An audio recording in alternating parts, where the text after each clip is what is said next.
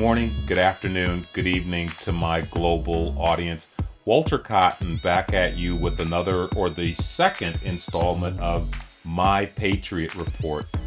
During this broadcast, I promised that I would provide you a deep dive into the Mentor Protege program, but between the last broadcast and this broadcast, I got a lot of inquiries from stakeholders and interested parties that are looking to go after the $100 million grant that MBDA has put on the street for small and disadvantaged businesses, MWBEs across the country. And I was asked to weigh in on the kind of strategies that those respondents to the grant should be considering in light of the hard problem that I shared relative to federal contracting. So I'm going to use this brief broadcast to provide an answer to those questions. And for those of you who did not get the memo on exactly what MBDA is planning, let me let you hear from Undersecretary Craven. I will put a link to this particular announcement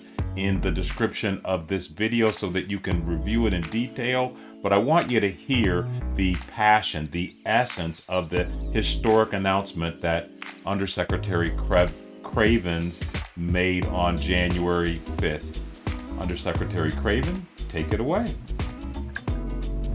Hi, and good afternoon, everyone. I hope that all of you had just a wonderful holiday season, that you had an opportunity to spend time with your loved ones.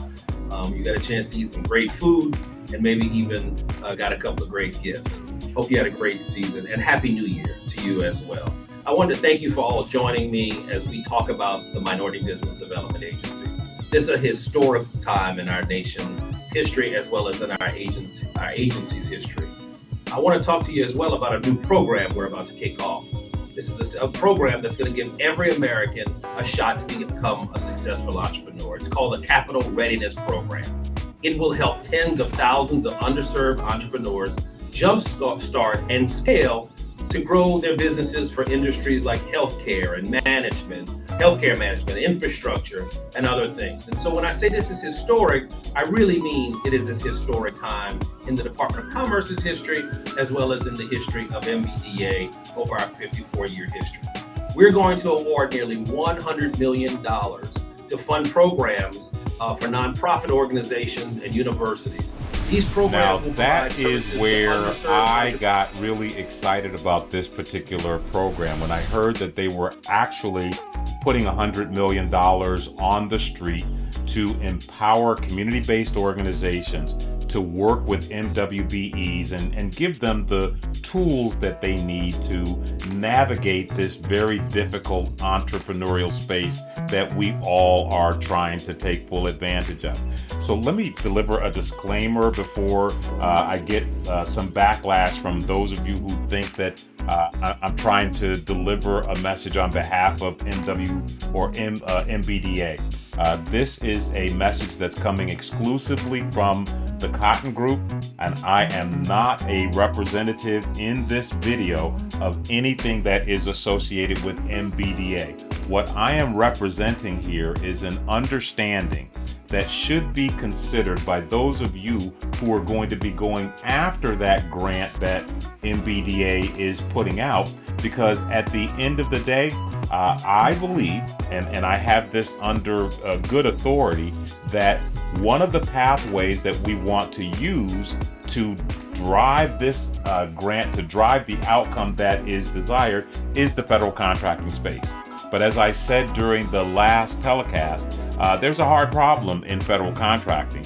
And so for those of you who are respondents that are looking for that underserved class that you should be focused on, I'm recommending aggressively that you look at the minority veteran class and the economically disadvantaged woman-owned small business class.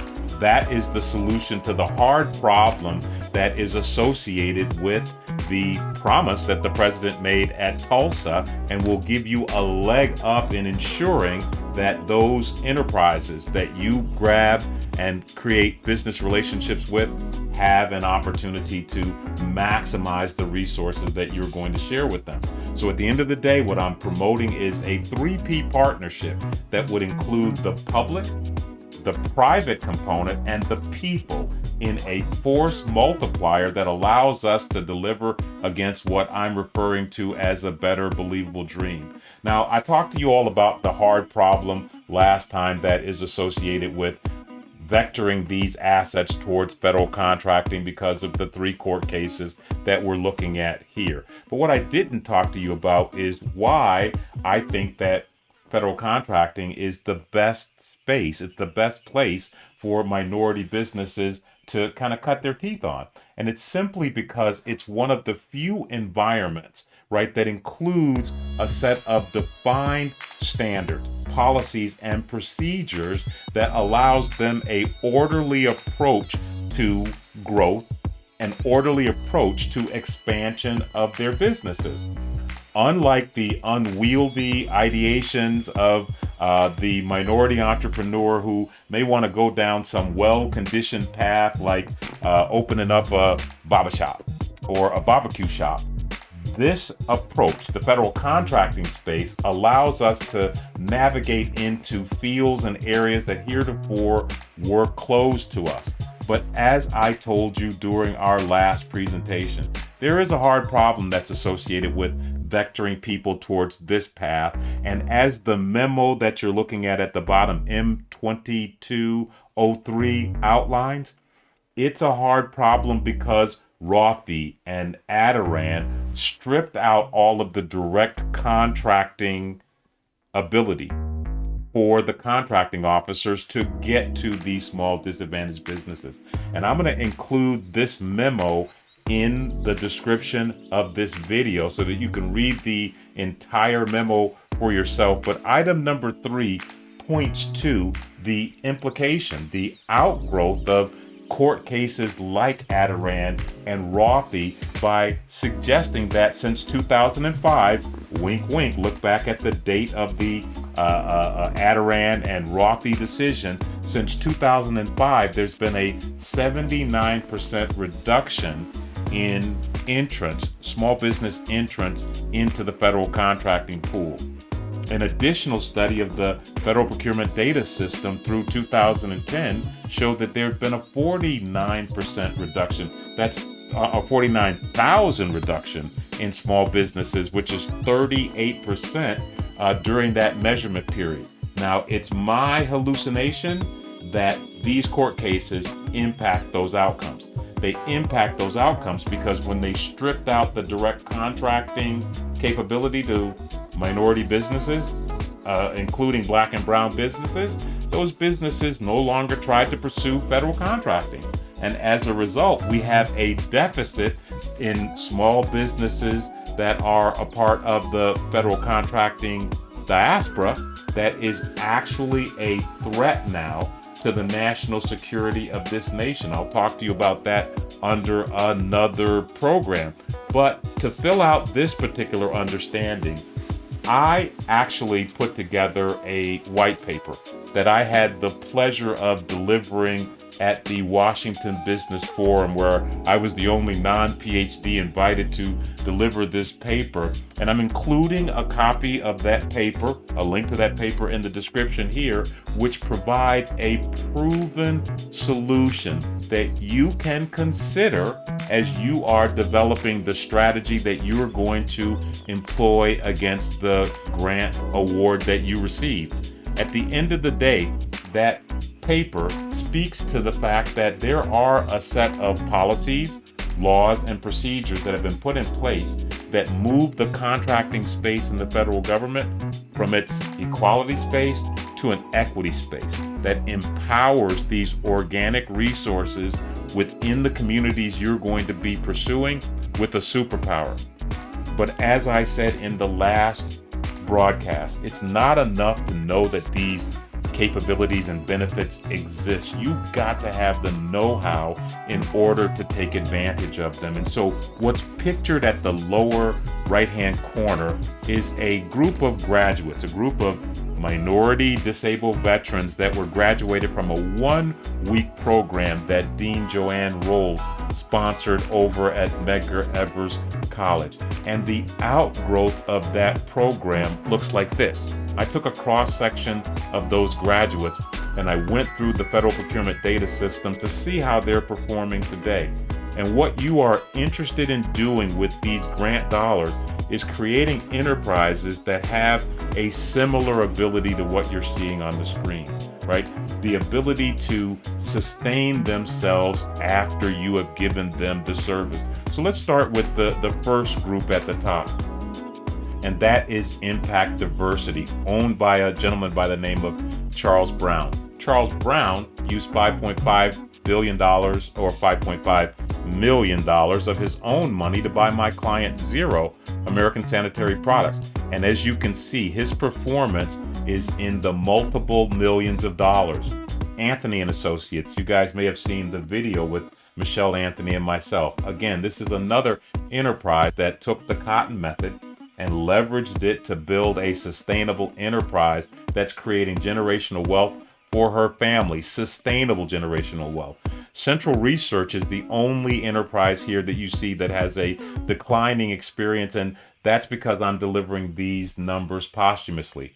And I say posthumously because the founder of that company, who was the service disabled veteran, passed away during this season that's being measured. And as a result, right, they lost a little bit of their ability to leverage the cotton method to the maximum extent practicable. Disabled Veteran Hawaii, another example of a graduate from the Medgar Evers program that is doing sustainable business with this system. And the last business, which allows me to pivot back into mentor protege, is Favatech Consulting. And this is a company that I had a direct hand in engineering the strategy that they employed towards creating the kind of outcome that you're seeing on the screen. And that organization literally passed through the DoD Mentor Protege program to accomplish that goal, right? Great opportunity for a transition there. And I say that because, I've spent the better part of 2 decades actually working diligently to kind of figure out what makes our minority businesses tick. Right? What gets them to that place of motivation that causes them to produce the kinds of outcomes that are desired. And I believe that over that time, I've cracked the code working with young and old entrepreneurs of color across the country and inspired them to have that better believable dream, right? To think outside of the box and recognize that nothing is being kept from them, that their know-how does not empower them with the ability to uncover. Therefore, I am delivering a call to action to those of you who are out there contemplating this grant. I'm calling on you to take a good close look at the white paper that's connected to this particular video, that's in the description of this video. And I'm asking you to contemplate leveraging some of the strategies that are articulated in that paper as a part of the solution that you are going to be delivering to the constituents that you're going to be working with. What's at odds here, right? What's at bay here? Well, what's at bay here is the opportunity that we have to correct a hard problem that was created by, again, the commitment that the president made at the 100th memorial of the Black Wall Street riot. This is a serious matter, people. It's an opportunity of a lifetime. And I'm going to leave you with the words of one of the descendants of the Tulsa massacre, so that you guys may be able to catch the gravity of what I'm trying to point your attention to. Our season is now, the opportunity is within our hands, and we are required to maximize it. Until next time, this is Walter Cotton saying, I'm out. When I enrolled as an undergraduate at the University of Pennsylvania, my grandmother gave me a manuscript written by her great-grandfather, J.B. Stratford.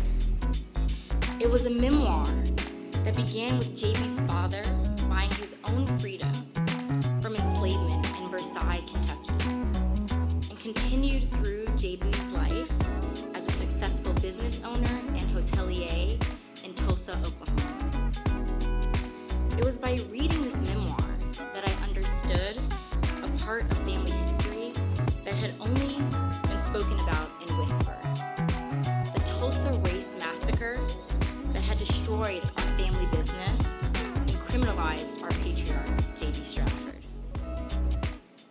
Educated at Oberlin College and Indianapolis Law School, J.B. had a hotel business in Tulsa that would have been worth over $2 million in today's money.